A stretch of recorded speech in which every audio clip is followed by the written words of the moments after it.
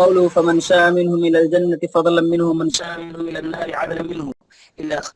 مما يجب أن يعلم أن الله تعالى لا يمنع الثواب إلا إذا منع سببه وهو العمل الصالح، فإنه من يعمل من الصالحات وهو مؤمن فلا يخاف ظلما ولا هضما. وكذلك لا يعاقب أحد إلا بعد حصول سبب العقاب، فإن الله تعالى يقول وما أصابكم من مصيبة فبما كسبت أيديكم ويعفو عن كثير، وهو سبحانه المعطي المانع لا مانع لما أعطى ولا معطي لما منع. لیکن اس کے آگے شیء کیا ہے؟ مٹا ہوا ہے. لكن إذا من على الإنسان بالإيمان والعمل الصالح لا يمنع موجب ذلك أصلا، بل يعطيه من الثواب والقرب ما لا عين رأت ولا أذن سمعت ولا خطر على قلب بشر ولا خطر على قلب بشر، وحيث منعه ذلك فلانتفاء سببه وهو العمل الصالح. طيب خلاص، بسم الله الرحمن الرحيم. وقوله امام طحاوی رحمۃ اللہ علیہ کا یہ فرمانا کہ فمن شاء منهم الى الجنہ، جن لوگوں کو اللہ نے پیدا کیا ہے کچھ کو جنت کے لیے کچھ کو جہنم کے لیے، پیچھے بات گزر گئی ہے. فرمایا کہ ان میں سے جن لوگوں کے لیے اللہ تعالیٰ نے جنت کا ارادہ کیا ہے تو یہ فضلا منہ، اللہ کا فضل ہے. یہ جن کو جنت کے لیے پیدا کیا ان پر فضل کیا ہے، اس کا فضل ہے، وہ جس کو چاہے دے. ومن شاء منهم الى النار، اور ان میں سے جن لوگوں کو اللہ تعالیٰ نے جہنم کے لیے پیدا کیا اور جہنم کے لیے چاہا کہ وہ جہنم میں جائیں گے اور جہنم کے لیے بنائے گئے ہیں، تو یہ کیا ہے؟ عدلا منہ، یہ اس کی طرف سے عدل ہے، ان پر ظلم نہیں ہے. بھئی کچھ لوگوں کو جنت کے لیے پیدا کیا کچھ کو جہنم کے لیے، تو کچھ لوگ یہ سمجھتے ہیں کہ بھئی جن کو جہنم کے لیے پیدا کیا ان کا کیا جرم تھا. بات سمجھ آ رہی ہے کہ نہیں؟ جن کو جہنم کے لیے پیدا کیا ان کا اس میں کیا گناہ تھا، ان کی کیا غلطی تھی کہ ان کو جہنم کے لیے بنایا. تو اسی کو کہنا چاہتے ہیں کہ یہ اللہ تعالیٰ کا عدل ہے. ٹھیک، آگے تھوڑی وضاحت آئے گی اور اگر مسئلہ واضح نہیں ہوگا تو انشاءاللہ واضح کریں گے. کہتے ہیں مما یجب ان یعلم، واجبی طور پہ یہ بات جان لینی چاہیے کہ ان اللہ تعالی لا یمنع الثواب، اللہ تعالی ثواب کو منع نہیں کرتا، روکتا نہیں ہے.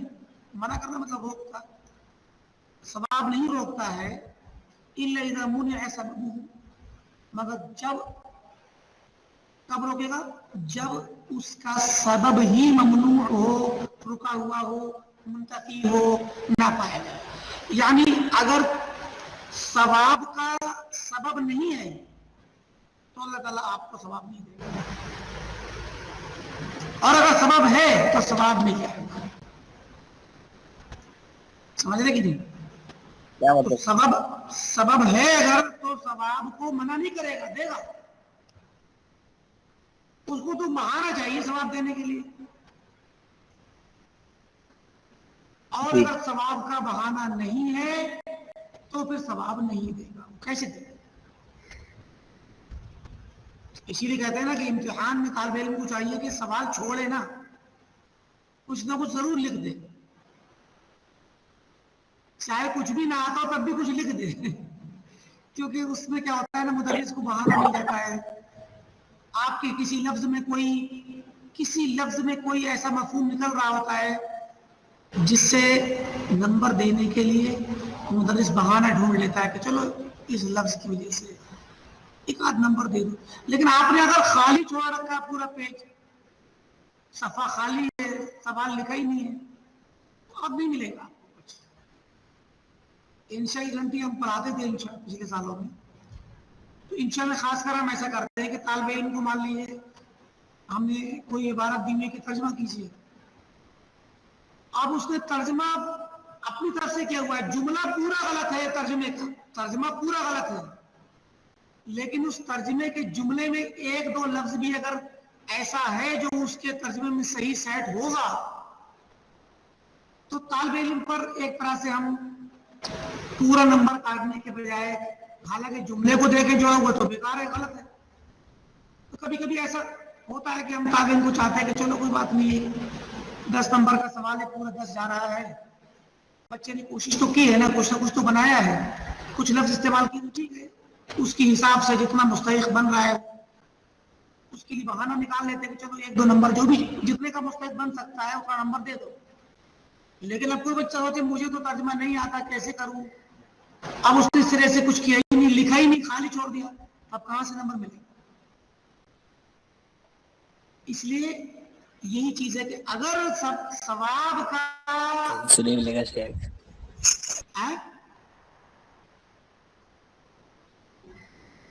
کیا ہوگا؟ کچھ نہیں سے ہاں بھائی آپ لوگ اگر غلط جواب بھی لکھتے ہیں نا آپ کے جملوں پہ ہم پورے طور پہ مواخذہ نہیں کرتے، چلو ٹھیک ہے بچے کا جملہ پورے طور پر مرتب نہیں ہے لیکن بات تو کم سے کم کہتی ہے اس نے. اب اگر بات پوری ہے، جملے ٹیڑھے میڑھے اور وہ عام سا مادہ ہے، انشاء کا نہیں، عربی کا نہیں ہے، مطلب لینگویج کا مادہ نہیں ہے، دوسرے مادے کے جمالی عقیدے کا ہے، تو آپ کی زبان ہم نہیں دیکھتے، ہم نہیں دیکھتے کہ بچے کی زبان کیسی استعمال کی ہے اس نے، جملہ پورا منظم ہے کہ نہیں ہے. یہاں پر اصل چیز دیکھ جائے گی وہ علم کو جواب جو اصل بات آنی چاہیے. لیکن انشاء میں، ادب میں وہاں چونکہ زبان پڑھائی جاتی ہے تو وہاں زبان کے لیے پورا جملہ دیکھا جاتا ہے، اس میں بھی ہم آپ کے لیے جملے کے چند الفاظ پہ آپ کو ان کے حساب سے نمبر دے دیتے ہیں. تو ایسے سمجھ لیجیے کہ اللہ تعالیٰ بھی بندوں کے ساتھ یہی کرتا ہے. ہماری نمازیں اس قابل نہیں ہے کہ ہمیں ان پر پورا اجر ملے، ہماری عبادتیں اس قابل ہی نہیں، لیکن اللہ تعالیٰ دیکھتا ہے کہ بندے نے ٹوٹی پوٹی جیسی بھی کی ہے، کری تو ہے، عبادت تو کی ہے نا، سبب کتنا ہی کمزور ہو، بیکار ہو، بے معنی ہو، لیکن پھر بھی ہے. اب جس نے عبادت ہی نہیں کی اس وجہ سے، ہمارے صالح کیا ہی نہیں، تو اس کو نہیں ملے. یہی بات کہتے ہیں ہمیں سبب کیا ہے عمل صالح فإنه، کیونکہ من يعمل من الصالحات وهو مؤمن، حالت ایمان میں جو نیک اعمال کرے گا فلا يخاف ظلما ولا هضما، وہ ظلم اور کمی، ہضم مطلب کم کر لینا، تو ظلم اور کمی سے نہ ڈرے، اس کو پورا اجر ملے گا، ہم دیں گے. وَكَذَلِكَ لَا يُعَاقِبُ أَحَدًا، اور اسی طرح اللہ تعالیٰ کسی کو سزا نہیں دیتا إِلَّا بَعْدَ حُصُولِ سَبَبِ الْعِقَابِ، مگر جب عقاب اور سزا کا سبب پایا جائے تبھی سزا دے، بغیر سبب کے سزا نہیں دے سکتا. فرمایا وَمَا أَصَابَكُم مِّن مُّصِيبَةٍ فَبِمَا كَسَبَتْ أَيْدِيكُمْ وَيَعْفُو عَن كَثِيرٍ، تمہیں جو مصیبت پہنچی وہ تمہارے ہاتھوں کی کمائی ہے، گویا تمہارے ہاتھوں کی کمائی سبب ہے تمہاری مصیبت کا. گرچہ اللہ تعالیٰ بہت سارے اعمال سے صرف نظر کر لیتا ہے، وَهُوَ اللَّهُ سُبْحَانَهُ هُوَ الْمُعْطِي الْمَانِعُ، وہی اللہ تعالیٰ سبحانہ دینے والا بھی ہے روکنے والا بھی، لا مانع لما أعطى، جسے وہ دینا چاہے تو روک نہیں سکتا، ولا معطي لما منع، اور جسے روکنا چاہے منع کر دے اسے کوئی دے نہیں سکتا. لیکن اذا من على الانسان بالايمان والعمل الصالح، جب اللہ تعالیٰ کسی انسان پر انعام کرے ایمان اور عمل صالح عطا کر کے، ایمان بھی اللہ کی نعمت اور عمل صالح بھی اللہ کی نعمت ہے، عمل صالح کی توفیق بھی اللہ کی نعمت ہے، جس پر یہ اللہ احسان کر دے ایمان اور عمل صالح کا، لا يمنعه موجب ذلك اصلا، تو پھر اس چیز کے موجب کو، اس کے نتیجے کو منع نہیں کرے گا. اصل ایمان اور عمل صالح کا نتیجہ ہے کہ اس کو ثواب ملے، جنت ملے، نہیں روکے گا، اصل یہی ہے. اور ایمان اور عمل صالح بھی اسی کی نعمت کے طور پر اس کو ملے گا، بندے کو اللہ کی نعمت ہے یہ. بل يعطيه من الثواب والقرب ما لا عين رأت، بلکہ ایسی صورت میں ایمان اور عمل صالح پر اللہ تعالیٰ اس کو ثواب اور اپنی قربت عطا فرمائے گا माला ऐन रअत ऐसी चीज है जिसको एक मिनट मशाइख रुकी पंखा बंद है माला ऐन रअत वला उज़ुन समिअत ना तो किसी आंख ने देखा होगा न किसी कान ने सुना होगा वला खतरा अला क़ल्ब बशर न तो किसी बशर के क़ल्ब पर इसका कोई ख्याल वहमो ख्याल आया होगा वहैतु मनअहु ज़ालिक और जब अल्लाह ताला किसी इंसान को इस चीज से मना कर दे ये सवाब ना दे रोक दे सवाब को उससे तो जो मना किया रोका फल इंतिफाई सबबिही तो उसके सबब के मुंतफी होने की वजह से यानी यहाँ बात चल रही है कि कुछ को जन्नत में पहुंचाएगा अल्लाह ने जन्नत के लिए पैदा किया उन पर फजल है क्योंकि उन पर फजल किया ईमान और अमल सालेह का और जब उन्होंने ईमान और अमल सालेह के मुताबिक जिंदगी गुजारी और अमल किया तो अब उन्हें इसका मूजब भी देगा गरचे वो भी नेमत थी उसकी फजल था उसका कि उसने ईमान की दौलत से नवाजा अमल सालेह की तौफीक दी ये उसकी नेमत थी इसीलिए फजल है उसका और फिर जब बंदे ने काम किया तो इसके नतीजे के तौर पे इसको सवाब भी दे दिया अच्छा अल्लाह ताला ने बस उसके अमल को देखा उसकी नीयत को देखा वरना उसका अमल अगर वो हिसाब ले ले तो उस काबिल ही नहीं है कि जन्नत जा सके हदीस में आता कि ला यदखुलुल जन्नत अहदुन बिअमलिही कोई बंदा अपने अमल के जन्नत दाखिल नहीं होगा सहाबा ने पूछा रसूल अल्लाह वला इल्ला यतगम्मदनी अल्लाह बिरहमतिन मिनहु जब अल्लाह ताला मुझे अपनी रहमत और फजल का सहारा देगा तभी मैं जा पाऊंगा वरना अपने अमल की वजह से अपने अमल के एवज में नहीं जा सकता तो जन्नत में दाखिल करना भी अमल के एवज नहीं है बल्कि अमल के सबब है अमल के सबब में है एवज में नहीं तो अमल सबब तो है मगर कीमत और एवज नहीं है उसका तो बस अल्लाह ताला अगर उस अमल का मुआवजा ले ले तो फिर सबका अमल बेकार हो जाएगा किसी काबिल ही नहीं बचेगा तो मुआवजा नहीं लेगा वो बस नियत देख लेगा आपकी और अमाल में उमूमी तौर पर देख लेगा और आप पर फजल करके रहम करके आपको जो क्या नाम है तो ये भी फजल इब्तिदान भी फजल है और इम्तिहान भी फजल है और फजल ही अता किया गया है फजल ही सबब है इब्तिदा में क्योंकि नेमत ईमान और नेमत तौफीक से नवाजा फिर जब आपने अमल किया तो आखिरत में हिसाब किताब के वक्त भी फजल किया कि बंदे की चीजें माफ कर दी और उसको जन्नत दाखिल कर दिया और फिर अपने फजल और नेमत में पहुंचा दी और जिस इंसान को जन्नत में दाखिल नहीं किया जहन्नम में डाला उसके साथ आदल क्यों यहीं पर देख रहे हैं कि और जिस इंसान को जन्नत नहीं दी सवाब नहीं दिया फल इंतिफाई सबबी तो क्योंकि उसके पास अमल को जो उसका सबब था उस सवाब का सबब मुंतफी है नहीं पाएगा और वो क्या है वो हमारे साथ है आगे देख लीजिए मजीद उसके बाद देखते हैं इसमें कोई शक नहीं करना जिसको चाहता है हिदायत देता है वो युदिल्लु मन यशा जो चाहता गुमराह करता है हिदायत वाले मसले में तो कोई एतराजी नहीं जिसको चाहे हिदायत दे ठीक अच्छी बात है नेमत है लेकिन जिसको गुमराह कर रहा है अल्लाह ताला उस गुमराही में क्या कोई ये सोच सकता है कि भाई इसके साथ तो बुरा किया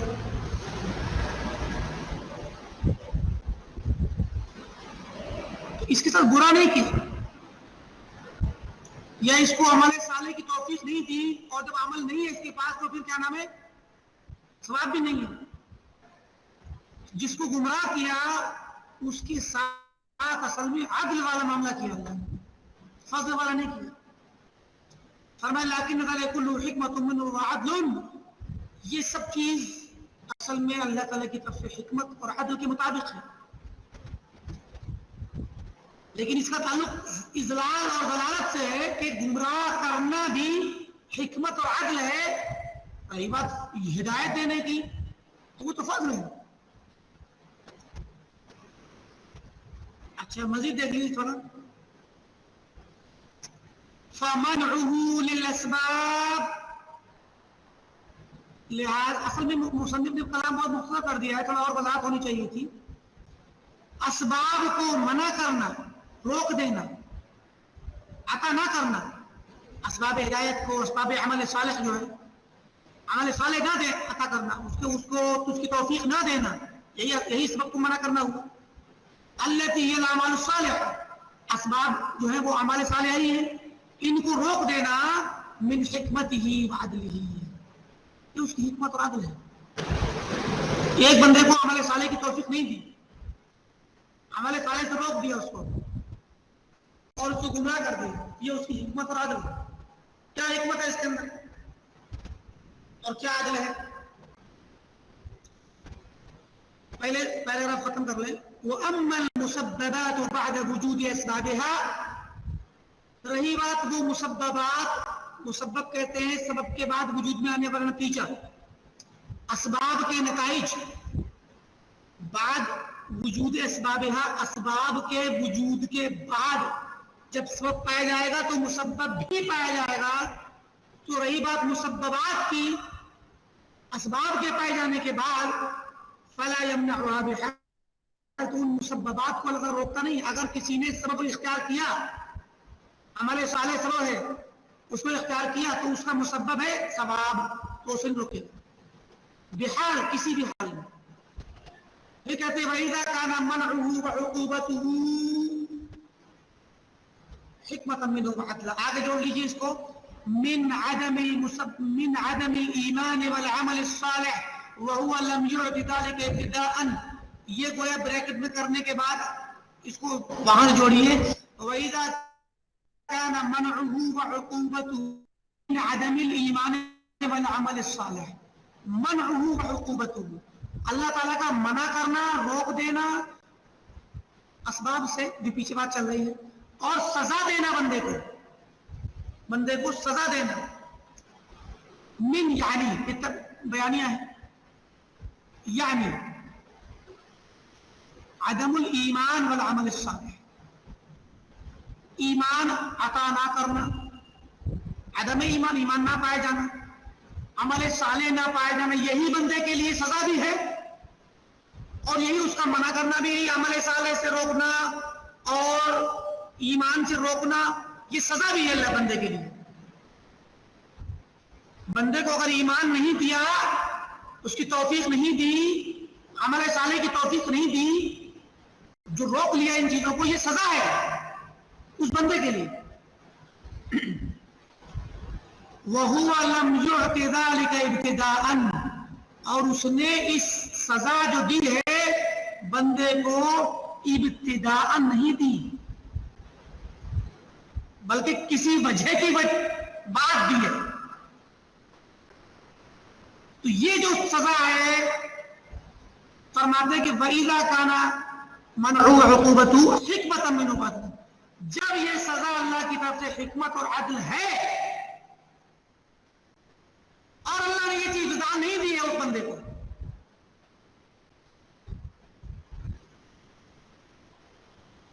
یہ چیز اللہ تعالیٰ نے ابتداء نہیں دی ہے اس کو، بلکہ اس کے پیچھے اسباب ہیں.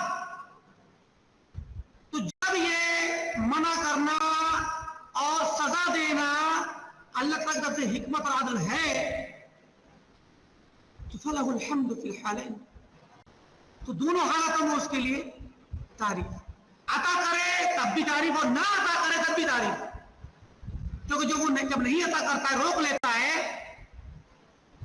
ایمان و عمل صالح کو، تو یہ چیز ابتداء نہیں ہوتی، بلکہ وہ بہت ساری وجوہات کی بنا پہ ہوتی ہے. اور جب آپ وہ جان لیں گے وجوہات، تو جان جائیں گے کہ یہ تو عین عدل ہے، عین انصاف ہے، یہ تو عین حکمت ہے. تو جب اللہ تعالیٰ کا منع کرنا، اسباب کو روک لینا اور بندے کو سزا دینا،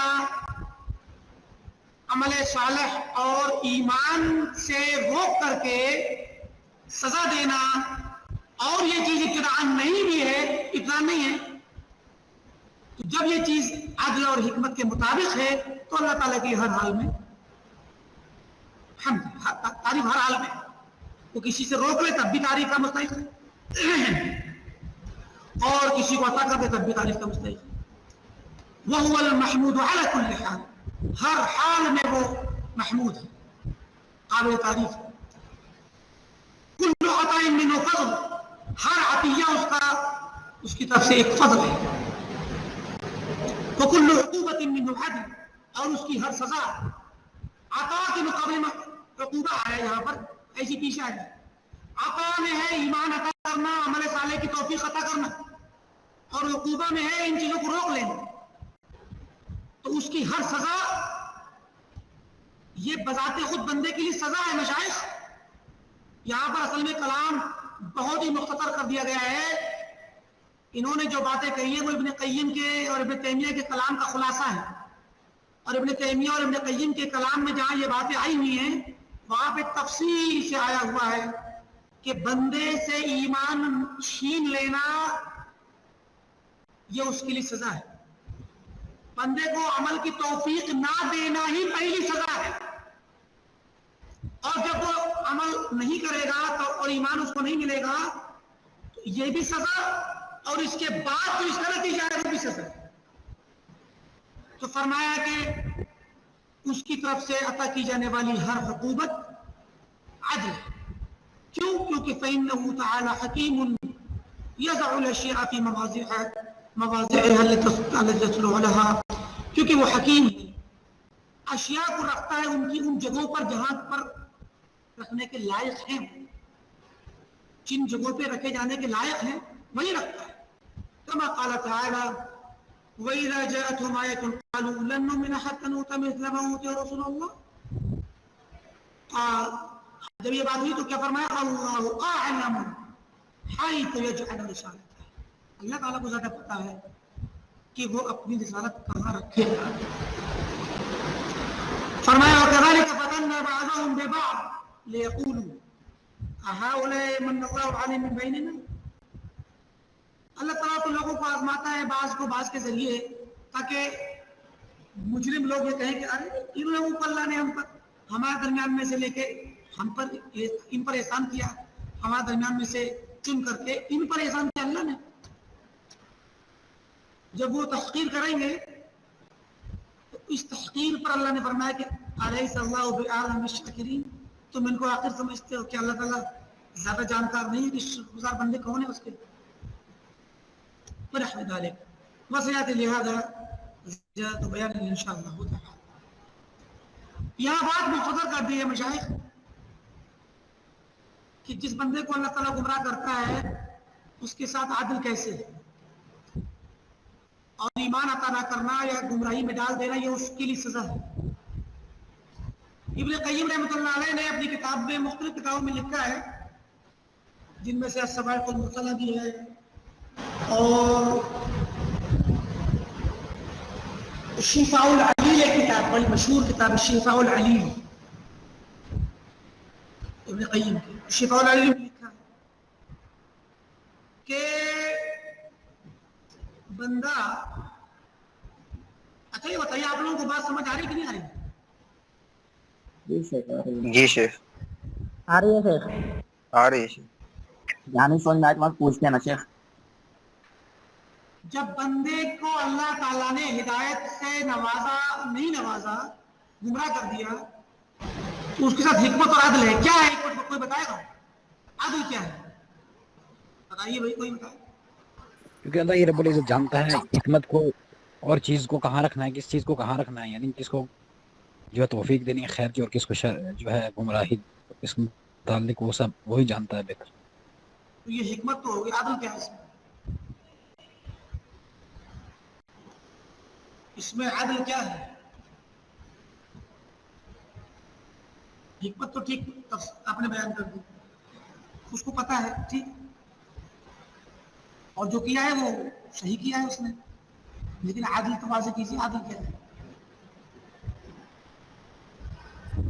عدل اس اعتبار سے شیخ کہ جیسے بندہ اگر کوئی شر کرتا ہے یا برائی کرتا ہے، اگرچہ وہ اللہ کی مشیت کے تابع ہوتا ہے لیکن اس کا ذاتی ارادہ بھی ہوتا ہے اس میں، یعنی اس اعتبار سے وہ اس برائی کو انجام دے رہا ہے، اپنی ذاتی خواہش ہوتی ہے، ذاتی رغبت ہوتی ہے، تو اس اعتبار سے جو ہے وہ گمراہی کی طرف بڑھتا چلا جاتا ہے اگر کوئی گمراہی کرتا ہے،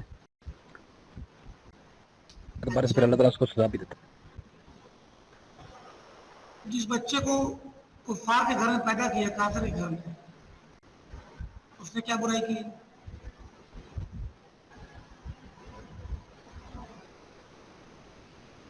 ابھی کسی کافر کے بچے کو آپ گود لے لیں، اس کے ماں باپ کا انتقال ہو جائے، پھر روڈ پہ دیکھا آپ نے ایک بچہ، بالکل ماں باپ ایکسیڈنٹ میں مر گئے ہیں، بچہ بھی لگ رہا ہے، تو آپ نے اس کو لے لیا۔ مثلا کہیں جنگل میں آپ کو بچہ ملا اور علاقہ پورا کفار کا ہے، یہ کسی کافر کے بچے کو آپ نے گود لے لیا، کچھ بھی آپ پالیں گے تو مسلمان ہو جائے گا، وہ پالے گا تو کافر بن جائے گا۔ صابر الاسلام۔ عدل والی بات نہیں سمجھ میں آ رہی شیخ، عدل والی بات نہیں سمجھ میں آ رہی، کیسے عدل ہو گیا؟ اللہ رب العالمین ہی ایک بندے کو مطلب نیکی کا مطلب کام کرنے کے لیے اس کی توفیق دے رہا ہے، اور ایک بچے کو، ایک بندے کو برائی کا مطلب توفیق دے رہا ہے، کیسے عدل ہو گیا شیخ؟ سمجھ نہیں آ رہا ہے۔ یہی سوال تو ہم نے کیا ہے، آپ آپ سے کر رہے ہو الٹا۔ تو وہی میں کہہ رہا ہوں، شیخ نہیں سمجھ میں آیا تو کیسے جواب دے دے؟ چلیے تو آپ لوگ انتظار کیجئے، مجلہ طبیان اس مہینے کا آنے والا ہے، ٹھیک ہے؟ اس میں کیا شیخ؟ اس میں ہم نے ایک مضمون لکھا ہے اس مہینے، کیا مضمون ہے؟ قوله والاستطاعة التي يجب بها الفعل، یہاں ایک بڑا ہی مسئلہ عویصہ آ رہا ہے، مشکل مسئلہ۔ وہ استطاعت اور طاقت جس کے والاستطاعت التي يجب بها الفعل، وہ استطاعت قدرت جس کے ذریعے سے فعل ادا کرنا واجب ہے، من نحو، جیسا کہ اس سبھی قبیل سے، توفیق جیسی، توفیق سے تو مخلوق موصوف نہیں ہو سکتی، توفیق تو اللہ ہی دیتا ہے، تو توفیق جیسی چیزوں کی کبھی متصف نہیں ہو سکتی، تو اس قبیل کی جو استطاعت ہے اور جس کے ذریعے فعل کو انجام دینا واجب ہوتا ہے، یہ استطاعت تکون مع الفعل، فعل کے ساتھ ساتھ ہوتا ہے۔ یعنی آپ ایک کام کرتے ہیں، شیخ شفاء العلیل کے اندر علامہ ابن قیم رحمہ اللہ نے اہل سعادہ اور اہل شقاوت سے جہاں عدل اور فضل کی بات کہی ہے، وہاں پر تو ایک حدیث کا محور یہ پوری بات ہو، جیسے کل میسر لما خلق لہ، اسی حدیث کے تعلق سے اس میں ساری باتیں ضمن۔ محمد یاسین، اب آپ اس کو پڑھ کر کے موضوع مت چھیڑیے، پڑھ لیجیے اس پر، انشاءاللہ بات کرتے ہیں دوسرے والے موقع پہ۔ آپ لوگ پڑھ لیجیے اس کو، تاکہ اس کے بعد پھر انشاءاللہ بات کریں گے تو زیادہ اچھا رہے گا۔ تو تھوڑا اس کو پڑھتے، ایک نیا موضوع ہے، اس پہ تھوڑا سا سمجھ لیں اس کا۔ وہ جیسے مان لیجیے ہم نے یہ موبائل اٹھایا، ایک فعل ادا کیا، ٹھیک، فعل کیا، اس فعل کو کرنے میں ظاہر ہے کہ ہم نے ایک طاقت کا استعمال کیا ہے کہ نہیں؟ تو یہ طاقت ہمارے پاس کب آئی؟ سمجھ رہے ہیں؟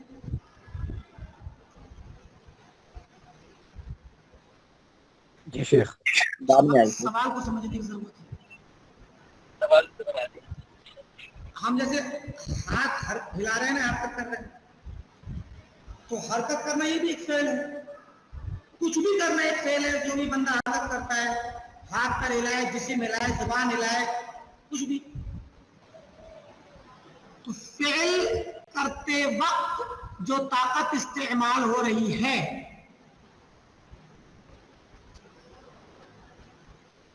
کیا وہ طاقت آپ کے پاس قبل الفعل بھی ہے یا مع الفعل ہی ہے؟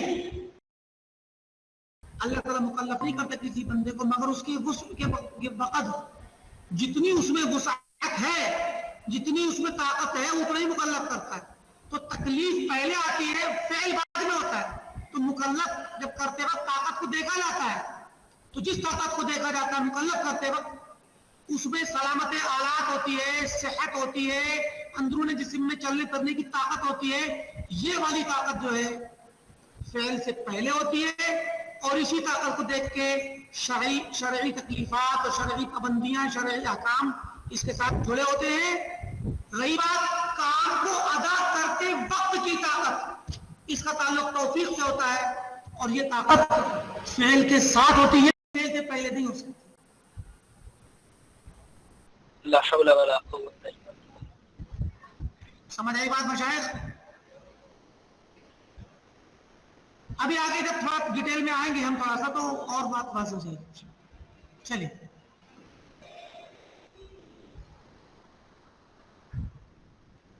اب درس ختم ہو گیا. اب آپ لوگ چاہیں تو کوئی سوال کر سکتے ہیں، نہیں تو آپ جو چاہیں تو کلاس